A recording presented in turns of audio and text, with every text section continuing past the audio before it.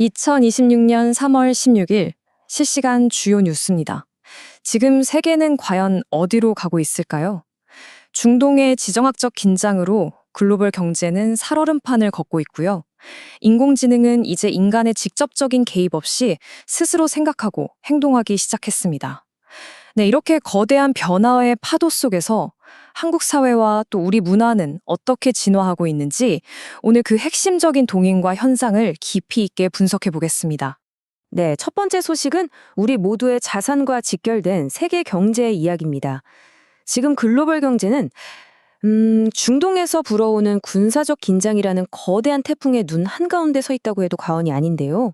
이 지정학적 리스크가 구체적으로 우리 경제에 어떤 연쇄 효과를 일으키고 있는지 지금부터 자세히 들여다보겠습니다. 자, 보시죠. 원달러 환율이 1,500원을 넘어섰습니다. 이게 어느 정도냐면요. 2009년 글로벌 금융위기 이후 무려 17년 만에 가장 높은 수치입니다. 이건 단순히 외환시장의 숫자가 바뀌었다 이런 문제가 아니죠. 해외에서 수입하는 모든 물건의 가격이 오르고 우리 경제 전반에 불안감이 커지고 있다는 아주 강력한 신호입니다. 그 배경에는 전 세계적인 자금이 위험을 피해서 안전자산인 달러로만 쏠리는 현상이 자리 잡고 있습니다. 2009년 금융위기 때와 현재의 핵심 경제 지표를 한번 비교해보면 이 위기감이 더욱 커집니다. 표를 보시면 환율은 물론이고 국제 유가와 채권 금리까지 당시와 맞먹거나 오히려 더 높은 수준으로 치솟고 있는 걸 확인할 수 있습니다. 특히 미국과 이란의 군사적 대립이 세계 원유 공급의 심장부라고 할 수 있는 호르무즈 해협을 위협하면서 유가 상승과 전 세계적인 인플레이션 공포를 부채질하고 있는 상황입니다. 현재의 글로벌 위기는 여러 요인들이 아주 복합적으로 얽혀 있습니다. 우선 미국과 이란의 군사적 충돌 가능성이 있고요. 이로 인해서 호르무즈 해협의 해상 운송에 차질이 생길 수 있다는 우려가 커지고 있죠. 그리고 이게 걷잡을 수 없이 치솟는 유가와 인플레이션 공포로 이어지는 겁니다. 여기에 더해서 이제는 전쟁터에서 인공지능 무기를 어떻게 활용할 것인가 이 윤리적 문제까지 새로운 갈등의 불씨가 되고 있습니다. 저희가 더 깊이 있는 분석을 이어갈 수 있도록 구독과 좋아요로 많은 응원 부탁드립니다. 하지만 이런 경제적 불확실성 속에서도 기술의 혁신은 멈추지 않습니다.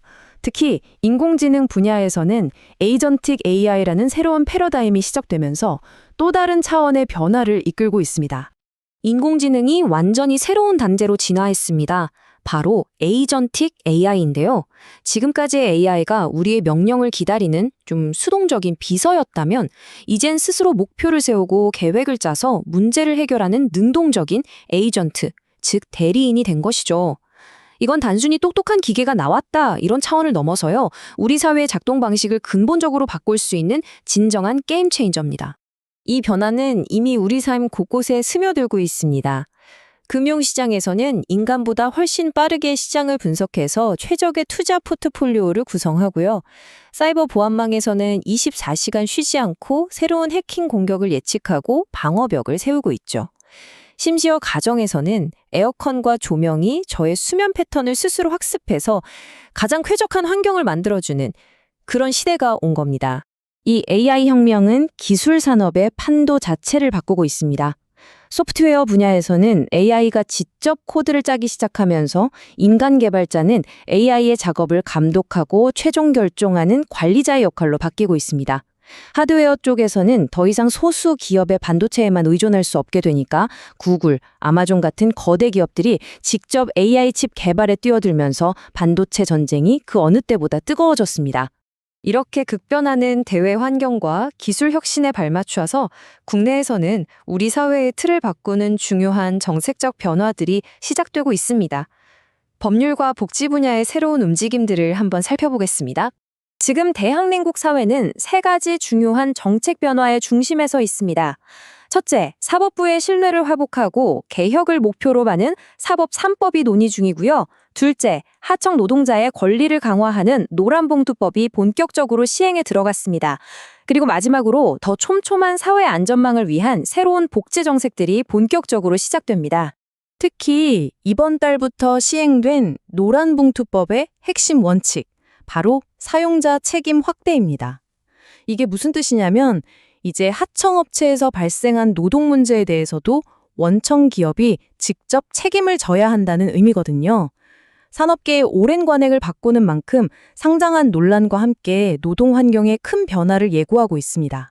복지 분야에서는 더 나은 삶을 위한 변화가 눈에 띕니다. 어르신들의 생활 안정을 위해서 기초연금이 인상됐고요.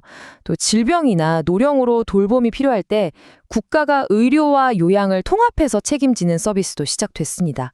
더 나아가서 이제는 개인의 유전자 정보를 바탕으로 나에게 꼭 맞는 치료를 받는 정밀의학이 현실화되고 스마트워치 같은 걸로 내 건강을 직접 관리하는 건강지능 시대가 본격적으로 열리고 있습니다.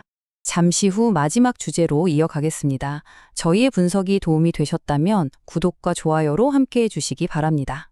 마지막으로 문화계 소식입니다. 사실 정치나 경제적으로 불안정한 시대일수록 사람들의 마음을 움직이는 문화의 힘, 즉 소프트 파워는 더욱 중요해지는데요. 지금 K컬처가 어떻게 세계인의 일상에 스며들고 있는지 한번 살펴보겠습니다. 2026년 3월은 K-팝과 K 콘텐츠 역사에 기록될 만한 한 달이었습니다. 방탄소년단이 아리랑 앨범으로 완전체 활동을 재개하면서 전 세계 팬들을 열광시켰죠. 유나, 아이린, 온유 등 최정상급 아티스트들의 컴백도 줄을 이었습니다.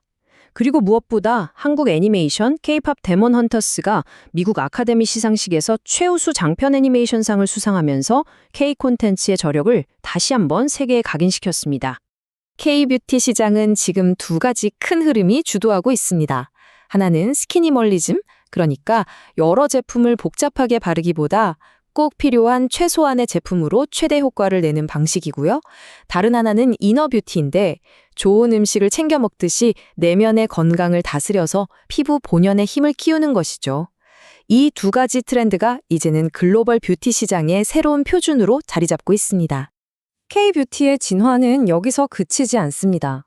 이제는 대기업 브랜드뿐만 아니라 아주 독창적인 성분과 철학을 가진 인디 브랜드들이 글로벌 젊은 세대의 마음을 사로잡고 있습니다.